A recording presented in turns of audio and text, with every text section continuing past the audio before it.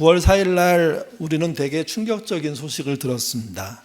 미국 조지아주에서 발생한 우리 국민 300명의 체포 소식입니다. 우리나라의 역사에서도 없는 일이고 세계적으로도 드문 일이라고 할 수 있습니다.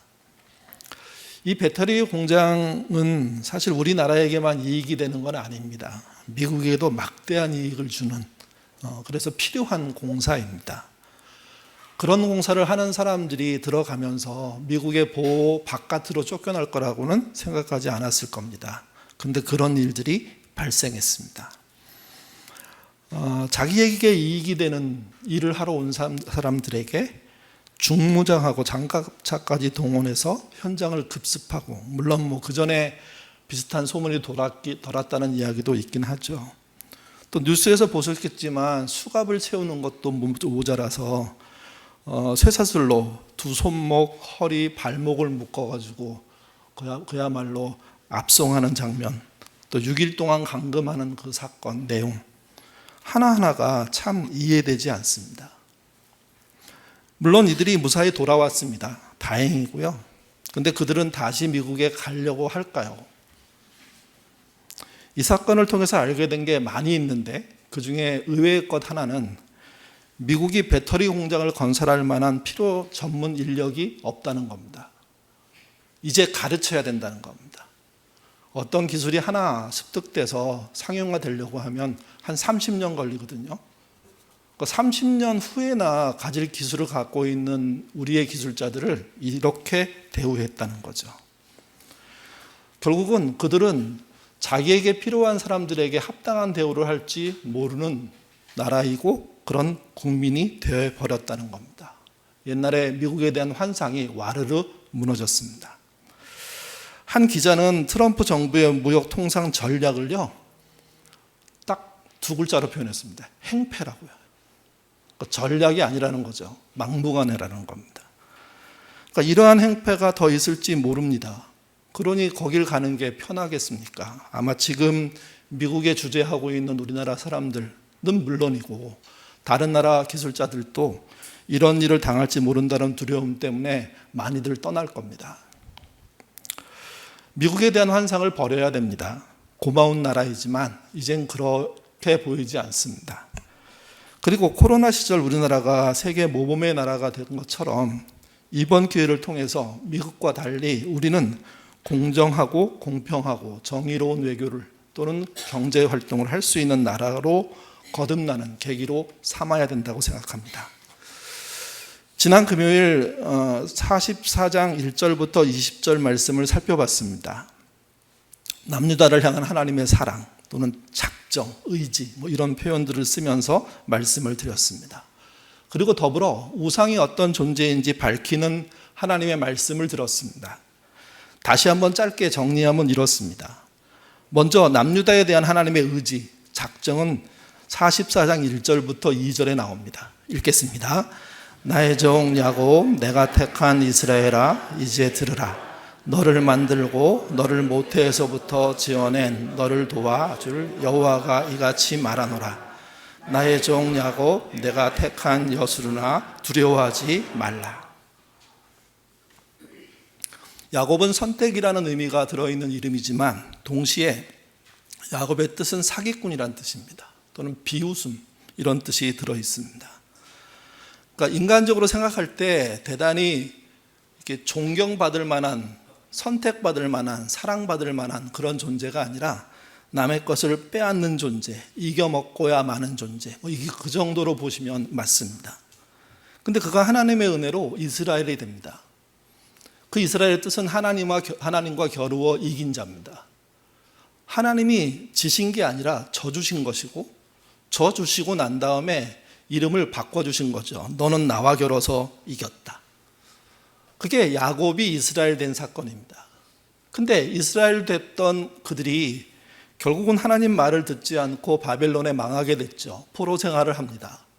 포로 생활을 끝내겠다고 하나님이 결정하시고 난 다음에 그들의 이름을 또 계명하시는데 그 이름이 여수룬입니다. 뜻이 의로운 자란 뜻입니다. 그러니까 사기꾼 야곱을 의로운 자로 거듭나는 그런 일이 이번 사건들을 통해서 벌어진다 하고 말씀하시는 겁니다.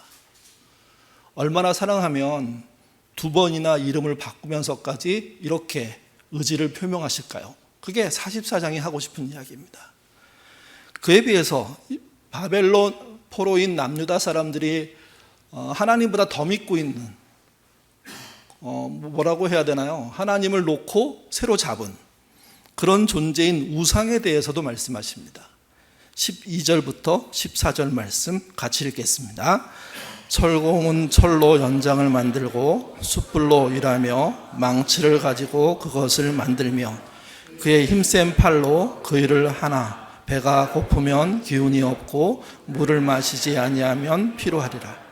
목공은 줄을 들여 재고 붓으로 긋고 대패로 밀고 곡선자로 그어 사람의 아름다움을 따라 사람의 모양을 만들어 집에 두게 하며 그는 자기를 위하여 백황목을 베며 디르사 나무와 상수리 나무를 취하며 숲의 나무들 가운데서 자기를 위하여 한 나무를 정하며 나무를 심고 비를 맞고 자라게 하느니라. 이 본문은 역순으로 보시는 게 제일 좋습니다. 14절은 우상의 재료를 말합니다. 백향목, 디르사 나무, 보통 메시지에서는 소나무라고 번역을 했습니다. 또 상수리 나무, 새나무는 귀한 나무 이렇게 보면 맞습니다. 그러니까 우상의 재료는 귀한 나무입니다. 13절은 목공이 등장합니다. 그들 나무 중에 어느 부분을 선택하는 역할을 하죠. 그리고 사람의 형상으로 아름답게 깎아내는 역할을 합니다. 재밌는 것은 그렇게 깎아져서 떨어져 나간 나무들, 남겨진 나무들은 땔감으로 쓴다는 겁니다. 그러니까 땔감이 될 운명이 목공에 의해서 신상이 된다는 거죠. 우상이 된다는 겁니다. 12절은 철공입니다.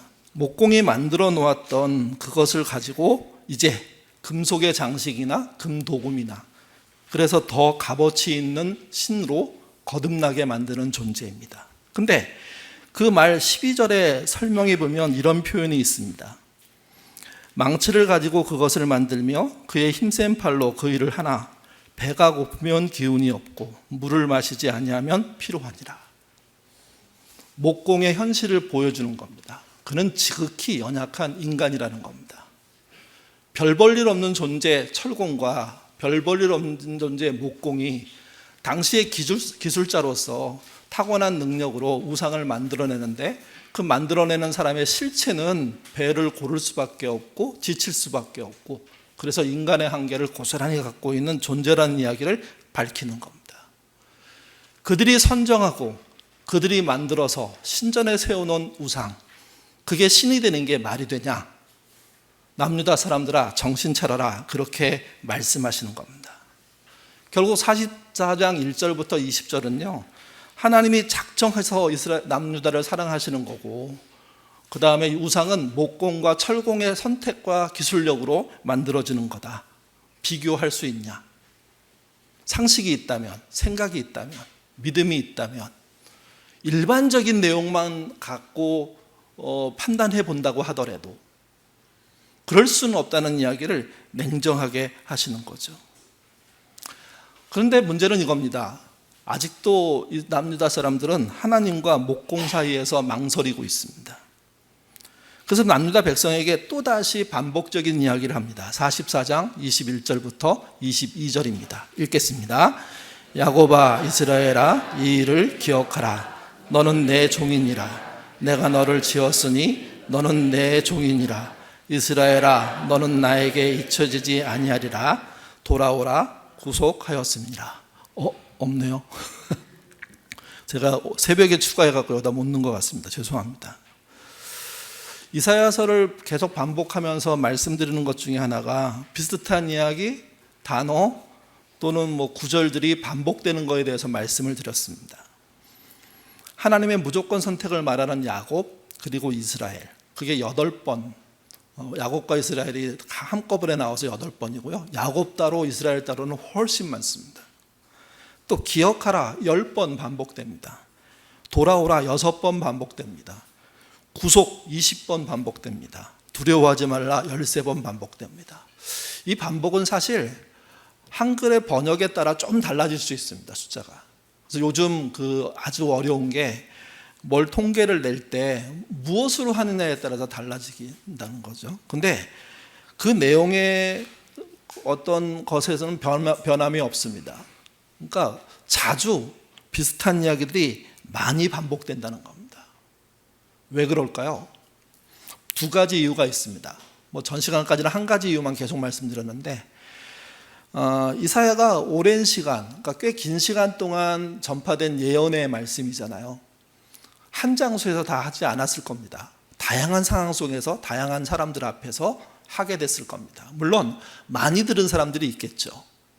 그런 예언들을 모아서 순서대로, 그 저자가 생각하는 순서대로 정리해 놓은 것이기 때문에 그 내용이 유사할 가능성이 꽤 높습니다. 한 곳에서 한 이야기를 계속 적어 놓은 게 아니라 다양한 사람과 다양한 공간에서 다양한 시간대에서 한 이야기들이 모여 있으니까 어차피 중요한 거는 매일반이고, 그러니 그것이 반복될 수밖에 없다는 거죠. 또 하나는 예언을 모아놓고 보니까 하나님의 어떤 집요함들이 드러납니다. 이걸 좀 우리 인간적으로 표현하면, 인간이 하나님께 매달려야 되는데 하나님이 인간에게 매달린 듯한, 사정하는 듯한, 작정하고 자기를 바꾸는 듯한 그런 이야기들이 끊임없이 등장하는 겁니다. 그래서 일종의 이사야 저자가 이 이야기들을 정리하면서 일종의 하나님 마음을 좀 알아들어라 하는 의도에서 비슷한 말들의 무한 반복을 하고 있다고 볼 수 있습니다. 이 하나님의 반복의 결론은 그겁니다. 잊지 마라. 누굴 잊지 말라는 겁니까? 하나님 당신, 나를 잊지 마라. 그 말씀하시는 겁니다. 또 이러한 반복은요, 우상의 존재를 밝힐 때도 고스란히 똑같이 등장합니다. 또 멸망을 예고할 때도 비슷하게 나타납니다. 그리고 바벨론의 실체를 파악할 때도 나타납니다. 그러니까 하시고자 하는 가장 중요한 이야기를 하나님에 관해서, 남유다에 관해서, 그리고 우상에 관해서, 바벨론에 관해서 이 네 토막 정도의 이야기를 계속 섞으면서 말하는 듯하게 들리는 거죠. 44장 25절은 그거를 조금 다르게 얘기합니다. 같이 읽겠습니다. 헛된 말을 하는 자들의 징표를 폐하며 점치는 자들을 미치게 하며 지혜로운 자들을 물리쳐 그들의 지식이 어리석게 하며.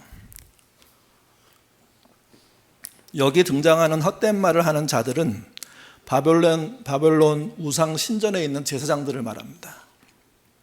점치는 자들은 바벨론의 점성술가를 말합니다. 지혜로운 자들은 바벨론의 문학, 과학, 점성술, 그러니까 천문학이죠. 이때는 군사, 세계 정세 등등의 미래 예측이 가능한 인물들, 인적 자원들, 그들이 지적인 그런 유산들을, 지적인 어떤 내용들을 이렇게 쏟아져 내고 있는데 그걸 해내는 사람들을 말합니다. 바벨론의 나라를 지탱하는 세 축을 말하는 겁니다. 왕을 뺀 세 축, 그들이 최대한 자기의 성공과 자기의 출세와 안정을 위해서 모든 지식을 뽑아내고 있는 거죠. 그런데 그것에 대한 딱 한마디의 하나님의 표현은 어리석다는 겁니다. 맞을 일도 없고 맞아서도 안 되고 하나님의 의지와 반대고. 결국 바벨론은 끊임없이 남유다를 더 억압하려고 하겠지만 하나님은 남유다의 구속, 해방을 이미 결정하셨고 그 일을 진행하신다는 거죠. 그러니 그들이 갖고 있는 막대한 지적 자산의 결과는 허무하게 잿더미가 될 것입니다. 하나님 남유다를 구속하기 위해서 누구도 예상치 못한 대안을 말씀하십니다. 그런데 이 대안은 이미 공개된 대안이기도 합니다. 하나님의 대안의 놀라운 특징 중에 하나는 먼저 공개됐고 당시 사람들은 모르고, 그래서 들으면 놀라는 대안인데 그게 44장 27절부터 28절에 나옵니다. 같이 읽겠습니다. 기쁨에 대하여 이르기를 마르라. 내가 내 강물을 마르게 하리라. 고레스에 대하여 이르기를 내 목자라. 그가 나의 모든 기쁨을 성취하리라 하며 예루살렘에 대하여는 이르기를 중건되리라 하며 성전에 대하여 내 기초가 27절은 뒷얘기를 하기 위해서 예를 하나 든 겁니다. 아마 실제 상황에 가면 이 예가 좀 길었을 가능성이 높습니다. 근데 이 얘기가 어떤 얘기냐면 강물을 마르게 하겠다는 겁니다. 비가 안 와서 마른 게 아니라 물이 꽉 차 있는데 하나님이 마르겠다는 의지를 가지고 말리신다면 마를 수밖에 없다는 거죠. 자연현상에 대해서 사람이 납득할 수 없는 일이 벌어지게 하시는 분이 하나님이다. 그 얘기를 먼저 27절에 깔아놓습니다. 그리고 난 다음에 28절 얘기를 하는데 그때 인물이 하나 등장합니다. 고레스, 바벨론의 왕이죠. 아니 페르시아의 왕이죠. 새로운 제국의 황제의 역할을 하는 존재입니다. 그 존재가 하나님의 뜻에 의해서 움직일 거라는 겁니다. 그 존재가 예루살렘 성을 건축하고 그 안에 있는 성전을 재건하는 토대를 만들 거라는 겁니다. 앞에서도 말씀드렸지만 이 일은 이미 예고된 일이고 그러나 당시 사람들은 듣고 놀라는 일입니다. 예언의 말씀을 무시했다는 증거입니다. 오늘날 우리도 똑같을 겁니다. 이미 하나님은 밝히셨지만 일어날 때는 처음 듣는 듯이 놀라는 우리. 그게 믿는 자의 실력이라면 결국 하나님의 예언으로 구원받지 못하는 그런 일들이 발생하게 되는 거죠. 고난을 자초하게 되는 것도 사실입니다. 고레스는 하나님을 믿는 신실한 사람이 아닙니다. 하나님께서 자기 백성을 위해서 신실하지 않지만 한 왕을 택해가지고 도구로 사용한 겁니다. 사실 설교 제목을 도구로 할까 말까 굉장히 고민했습니다. 사람을 도구로 말한다는 것 자체가 이건 인격적이지도 않고 하나님의 형상으로 만들어진 존재에 대한 모독일 수도 있기 때문에. 근데 사람과 하나님의 어떤 간극을 생각하면 그게 어마어마하게 크다는 걸 생각해 보면 하나님이 사람을 도구로 쓸 수 있다는 건 이미 우리가 오랜 전통에 의해서 인지하고 있는 사실이어서 다시 쓰게 된 겁니다. 사람을 무시하거나 형편없다고 말하고 싶은 게 아니라 하나님의 전능성, 계획성, 그리고 모든 것을 사용할 수 있는 권한, 그걸 표현하기 위해서 도구라고 표현한 겁니다. 이 도구가 된 고레스를 하나님은 이렇게 부르십니다. 내 목자라고. 하나님의 목자라는 뜻입니다. 이 말은 어디 사용했던 말이냐면 다윗에게 사용했던 말입니다.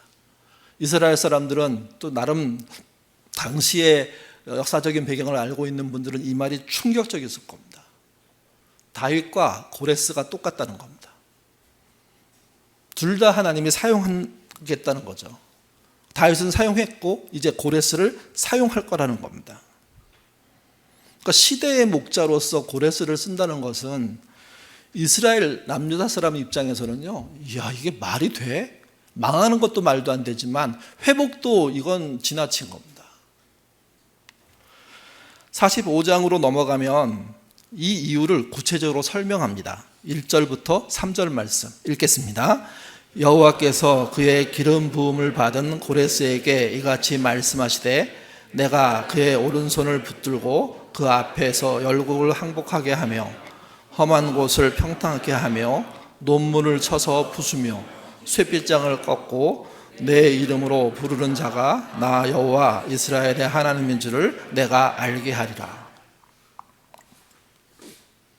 45장으로 넘어와서 1절에 등장하는 기름 부음 받은 자란 메시아란 뜻입니다. 하나님이 기름 부어서 하나님의 일을 위해서 세운 사람. 옛날에는 왕, 제사장, 선지자가 그렇게 불렸는데 이제 그 모든 역할을 종합해가지고 메시아가 올 건데, 근데 진정한 메시아가 오기 전에 또 다른 메시아가 있다는 얘기를 하고 있는 겁니다.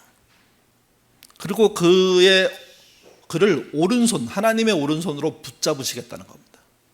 그래서 강권적으로 역사할 것을 예고합니다. 근데 여러분, 이런 사건은 이번이 처음이 아닙니다. 사실은 다양하게 많게 성경은 얘기하고 있고, 이사야와 관련돼서 얘기할 때 두 가지 정도가 대표적인데, 이사야서 10장 5절에 아수르를 내 손의 몽둥이라고 얘기했습니다. 하나님이. 그러니까 심판의 도구라고 하나님이 이미 천명하신 바가 있고요. 또 예레미야 27장 6절에서는 바벨론의 왕 느부갓네살을 내 종이라고까지 했습니다. 내 종이란 표현은요, 이스라엘에게 썼던 표현입니다. 하나님의 백성들에게 썼던 표현입니다. 그러니 아수르든 바벨론이든 하나님이 쓰겠다면 쓰일 수밖에 없는 도구라는 얘기가 되는 겁니다. 하나님은 당신의 뜻에 따라 이방의 왕들도 민족들도 개인들도 상황들도 사용하실 수 있습니다. 다만 아무렇게나 막 시도 때도 없이 사용하는 분은 아니라는 겁니다. 정말 필요할 때 도구가 되는 일들이 벌어지고 그건 누구든지 심지어 피조물이든지 상관없이 그분은 그분의 뜻에 의해서 그 일을 펼칠 거라는 겁니다. 지금의 교회가 역할을 못하면, 지금의 신자가 역할을 못하면 결국 교회도 신자도 이런 식으로 버림받을 수 있고, 반대로 세상이 믿지 않는 자가 이런 식으로 선택받을 수 있다는 겁니다. 신자들은 착각하지 말아야 됩니다. 하나님의 사랑이 교회 안에만 머물러 있다고, 우리한테만 준다고. 아니요. 하나님은 거침없이 넘어갈 수 있는 분입니다. 또 더 중요한 건 하나님은 교인만 구원하기 위해서 오신 게 아닙니다. 인류를 구원하기 위해서 당신의 아들을 보내신 거죠. 그렇기 때문에 그 일을 대놓고 반대한다면 그들을 버리는 일은 하실 수도 있는 분입니다. 다만 오래 참고 기다리고 수없는 기회를 주는 거죠. 근데 끝까지 거부한다면 어떻게 됩니까? 기회는 사라지고 그들은 종말을 맞이하게 되는 겁니다. 이 표현을 이렇게 하고 있습니다. 이사야서 42장 3절인데요. 상한 갈대를 꺾지 아니하며 꺼져가는 등불을 끄지 아니하신다고요. 지속적으로 기다릴 의사가 있습니다. 근데 이건 끝이 있는 겁니다. 한계가 있는 겁니다. 더 이상 아닐 때가 있는 겁니다. 남유다는 그래서 망했던 겁니다.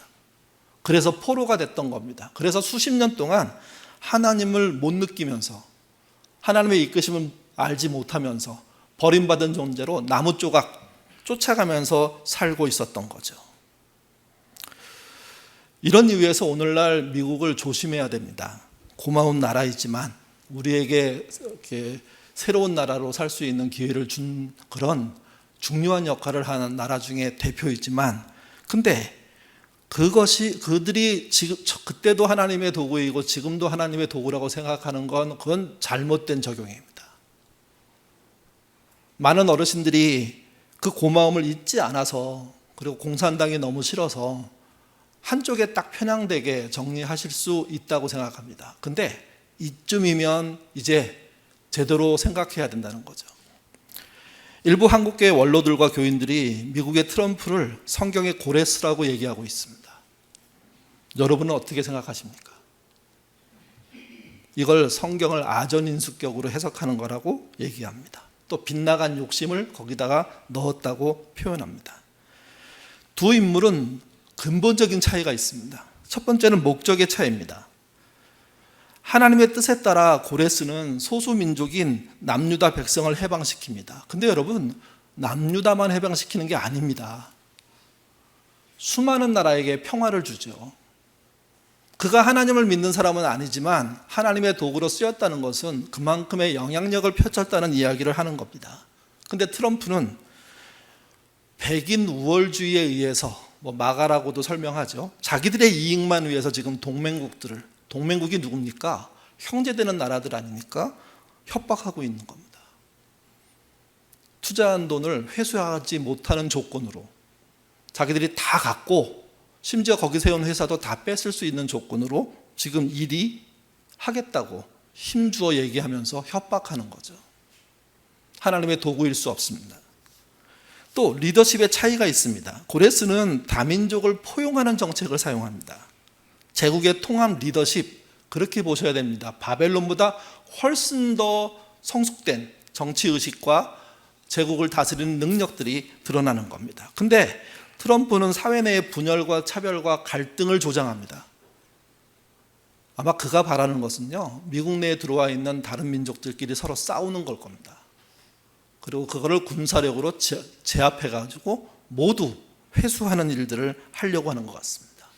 그래서 지금 미국의 우월주의가 나치와 닮았다 하는 얘기가 쏟아져 나오고 있습니다. 세 번째가 정당성의 차이입니다. 고레스는 자기가 등장하기 전에, 자기가 하나님의 도구로 쓰이기 전에 150년 전부터 하나님은 글을 쓸 거라는 예언을 하셨습니다. 다시 말씀드려서 하나님의 계획 속에 있는 인물이라는 겁니다. 그런데 트럼프는 특정 이념 정치의 결과물입니다. 그들의 당과 그들의 정치 세력, 특별히 백인 남성 우월주의에 의한 그래서 대통령에 뽑힌 그런 존재라는 거죠. 그러니 고레스가 하나님께 쓰임받은 것과 트럼프가 쓰임받은 것을 일치해서 트럼프는 지금의 고레스라고 얘기하는 것은 말도 안 되는, 그분들은 성경 안 보는 분들입니다. 안 믿는 분들입니다. 자기 보고 믿고 있는 겁니다. 우리도 우리나라 안에 어떤 장로님을 하나님의 도구라고 그래서 몰아준 적이 있지 않습니까? 그 장로가 한 명입니까? 신자들이 우르르 그런 일들을 했습니다. 근데 지금 정부나 그다음에 지금의 야당이나 지금은 수많은 그리스도인들이 섞여 있습니다. 무엇이 옳은지 무엇이 그른지 간단하게 판명하기가 어렵고, 그것은 딱 하나의 기준, 하나님의 공평과 정의로 보는 수밖에 없다는 겁니다. 하나님께서는 앞에서 반복하신 말씀들을 다시 이사야서 45장 4절부터 7절에 또 반복하십니다. 마지막 반복, 오늘 본문으로서는 마지막 반복인데요. 같이 읽겠습니다. 내가 나의 종 나의 택한 자 이스라엘 곧 너희를 위하여 내 이름을 불러 너를 알지 못하였을지라도 내게 칭호를 주었노라. 해 뜨는 곳에든지 지는 곳에든지 나밖에 다른 이가 없는 줄을 알게 하리라. 나는 여호와라, 다른 이가 없느니라. 하나님이 선택한 도구에 대한 이야기는 하나님만 정할 수 있습니다. 그리고 하나님이 밝히셔야지만 도구가 되는 겁니다. 또 시절이 흘러서 이제 하나님이 직접 그런 도구를 선택하기도 하시지만 신자들의 삶의 선택을 통해서도 도구화되는 역사들이 나타날 수 있다는 거, 이거를 같이 받아들여야 됩니다. 하나님이 특정 국가의 인물을 사용하신다. 근데 현대 사회에서는 그 인물에 대한 확정을 하나님이 하시지 않기 때문에, 그걸 잘 모르기 때문에 대단히 조심해야 된다는 거죠. 결국은 언제 판명이 될 거냐면 시간이 흐르고 난 다음에 판명이 될 겁니다. 그가 하나님의 도구로 이렇게 쓰임받았어가 돼야 되는 것이지, 지금 살아있는 어떤 인물이 도구야 이렇게 말하는 것은 우리가 하나님께서 하시는 일을 우리가 승인할 것처럼 행동하는, 그야말로 불신앙 중에 불신앙입니다. 중요한 것은 하나님께서 거창한 일을 하려고 우리를 부르셨느냐? 그렇지 않을 가능성이 99.9%라는 겁니다. 수많은 있는 사람들이 거창한 일에서 부름받았기보다는 일상에서 부름받습니다. 거기서 하나님의 도구로 살아야 하는 겁니다. 이제는. 그러니까 너는 하나님의 도구니까 이 일에 대해서 내 일을 해. 그분이 그렇게 말씀하지 않는 한 우리는 하나님의 도구로서 살겠다는 마음으로 그 일에 뛰어들고 일을 찾아내는 거죠. 한 교우가 유한양행의 창립자인 유일한 박사 일생을 알게 됐습니다. 궁금해서 이것저것 뒤져서 더 많은 이야기를 스스로 정리했습니다. 그가 알게 된 유일한 박사는 9살에 미국 기독교 가정에 입양돼서 유학을 가서 입양됐다는 이야기도 있고 그냥 입양됐다는 표현도 있더라고요. 자신에게 주어진 재능을 자신의 소유가 아니라 하나님이 잠시 맡긴 것이라는 청지기 의식으로 훈련받았습니다. 그는 신앙과 삶을 분리하지 않았습니다. 그가 기업을 한 분인데 그는 간단하게 기업을 이렇게 정했습니다. 기업은 사회의 것. 좀 답이 다르죠. 보통 기독교인들은 기업을 뭐라고 얘기합니까? 누구의 것이라고요? 하나님의 것이라고 얘기하죠. 근데 물론 가로에 뭐가 빠졌다고 느낌이 듭니다. 기업은 하나님이 사회를 위해서 만든 것, 이런 식의 표현이 맞습니다. 그래서 그 표현이 좀 길어집니다. 기업 활동을 통해 얻은 이익은 그 기업을 키운 사회에게 환원해야 된다. 우리 교우들 중에서도 비슷한 말 하시는 분들 많이 있습니다. 이분의 말을 알지 못해도 이런 의식을 갖게 되는 겁니다. 왜? 우리가 하나님의 은혜 속에서, 사회의 도움 속에서 컸기 때문입니다. 하나님께 감사하고 사회에 감사하는 게 자연스러운 방향이라는 거죠. 그 기독교 신앙은 유한양육을 운영하면서도요, 여러 가지로 나타납니다. 그 중에 대표적인 게 좋은 약을 만들어서 국가와 동포에게 봉사한다. 그게 창업 이념이라고 얘기하는데요. 국민 건강을 위해서 최고의 원료를 사용한다. 유한양행이 완벽하고 모든 약이 좋다고 말씀드리는 게 아닙니다. 그런 정신으로 노력했고 실수가 없지는 않겠죠. 그러나 그것을 넘어서서 그런 방향으로 오랜 동안 애썼다는 겁니다. 또 당시 흔했던 탈세나 정경유착을 거부했습니다. 그래서 의심받고 고초당했습니다. 기업을 사유화하지 않았습니다. 우리나라 최초의 종업원 지주제라는 것을 만들었는데 그때가 1936년입니다. 1990년, 2000년 초반이 아니라 1936년입니다.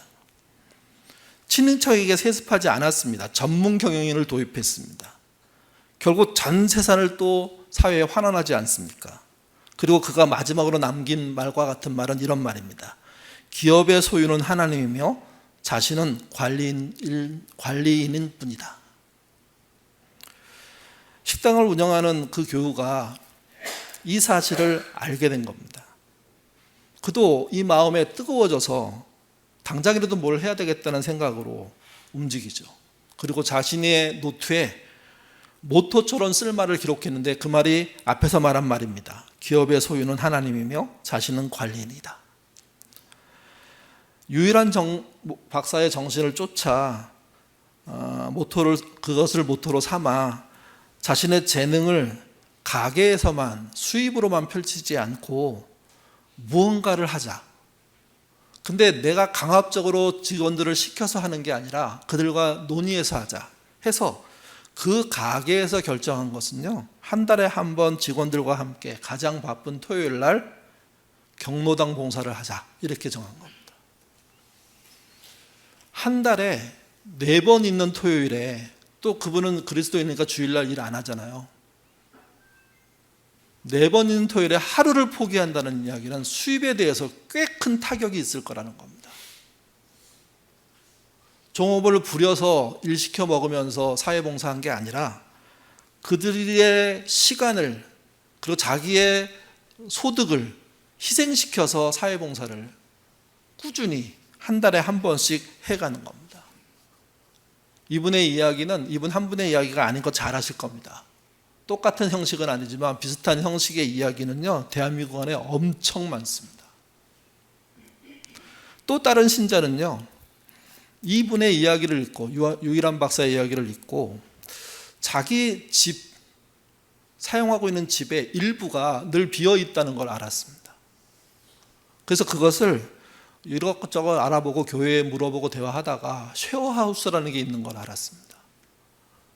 처음에 시작은 이런 겁니다. 지방에서 올라온 사람들이 방값 비싸서 참 이렇게 쪽방 생활들을 하는데 그들에게 방을 제공해 주고 그 다음에 약간 도와주면서 운영비 10만 원을 받아서 자체적으로 운영하게 하고 그리고 거기서 무언가 소득이 생기면 청년들을 위해서 쓰자, 학생들을 위해서 쓰자 하는 식으로 자기 집을 활용한 겁니다. 그러니까 정말 힘들고 어려운 고학생들이 그 집에 기거하게 되고 거기서 그 주인이 베풀었던 은혜를 알게 되고 사회에 나가고 전문 직종이 되면서 그들 또한 기회가 되면 자기도 누군가에게 돌려줘야지 하는 마음으로 사는 그런 터전을 만든 겁니다. 유일한 박사처럼 거창하게 살긴 쉽지 않습니다. 또 억지로 그렇게 사실 필요도 없습니다. 근데 자신이 할 수 있는 일을 찾아서 실천하면 하나님의 도구가 되지 않겠습니까? 지금 도구가 되는 방법은 그런 겁니다. 물론 지금 여기 계신 누구에게 하나님이 직접 계시하셔서 네가 내 도구가 되겠다 말씀하시면 순종하십시오. 근데 그런 게 없다면 여러분이 여러분의 일상에서 할 수 있는 영역 안에서 도구 되려고 애쓰셔야 됩니다. 강남 좌파란 말이 있습니다. 소득과 생활은 강남 사람인데 생각은 진보적이라는 거죠. 그들처럼 신자 안에 교회 좌파도 있습니다. 하나님의 말씀과 뜻을 믿는다고 하면서 삶은 세상과 똑같이 사는 스타일들입니다. 또 심지어 한 걸음 더 나가면 교회 개혁을 외치면서 그러나 생활은 세상과 다를 바가 없는 사람들을 두고 하는 이야기입니다. 그렇게 살고 있는 우리라면 우리는 거기로부터 도구되는 자리로 나와야 됩니다. 그리고 생각만 진보적이고 생각만 개혁적인 게 아니라 삶도, 물질도, 내 재능도, 시간도 하나님의 뜻에 따라 쓰겠다는 것이고 그 쓰임이 도구가 되는 거 아닐까요? 소금과 빛이 되겠다는 이야기는 그 도구로 내 인생, 내 시간, 내 기회를 쓰는 겁니다. 그러면 그걸 통해서 빛의 모습과 소금의 모습들이 세상에 전파될 것이고 그 영향을 받은 사람들은 그분이 하나님의 도구구나 라고 알게 됩니다. 나 스스로 내가 도구야, 누가 도구가 돼야 돼, 그렇게 말하는 세상은 희망이 없습니다. 그러나 스스로 도구가 되려고 살고 그러나 부족함 때문에 미안해하면서 사는데 누군가 그분의 은혜를 받고 느끼는 것은 하나님이 저분을 통해서 일하시는구나. 저분이 내 도움을 줬는데 나에게는 하나님의 도구가 되었구나 하는 고백을 하게 되는 겁니다. 고레스를 부르신 하나님이 지금 하나님의 도구가 되려는 우리들에게 간절히 요청하십니다. 하나님이 주인이시고 그분을 잊지 말라고, 세상 돈으로 만든 우상에 현혹되지 말라고, 그 돈에 넘어지면 하나님의 도구로서도 못 사는 거라고. 주님의 도구가 되시는 저와 여러분 되시기를 주님의 이름으로 부탁드립니다. 기도하겠습니다. 하나님이 참 놀라운 분이십니다. 세상의 신이라고 말하는 우상들은 존재하는 힘이 없음에도 불구하고 폭력적입니다. 무시무시한 군사력을 이용하게 되고 또 그것을 이용하는 정권들은 신의 이름으로 참혹한 일들을 벌이는 게 현실입니다. 그러나 하나님은 사정하십니다. 매달리십니다. 반복적으로 똑같은 이야기를 쏟아놓으십니다. 때로 이 이야기를 지루해하는 그리스도인들이 있을 수 있습니다. 근데 얼마나 못 알아들으면 이토록 반복하실까 하는 생각을 우리는 해야 합니다.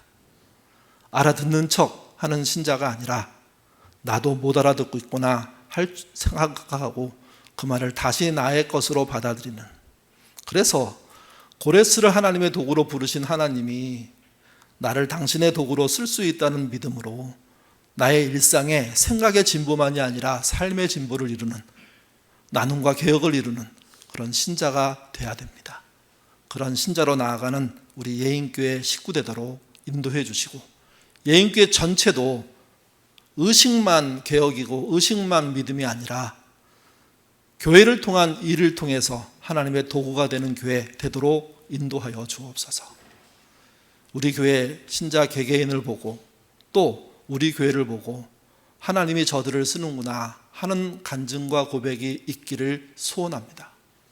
그런 은혜를 소망하며 힘합쳐 하나님의 나라를 건설하려고 애쓰는 우리 모두 되도록 도와주시옵소서. 감사하며 예수님 이름으로 기도드립니다. 아멘.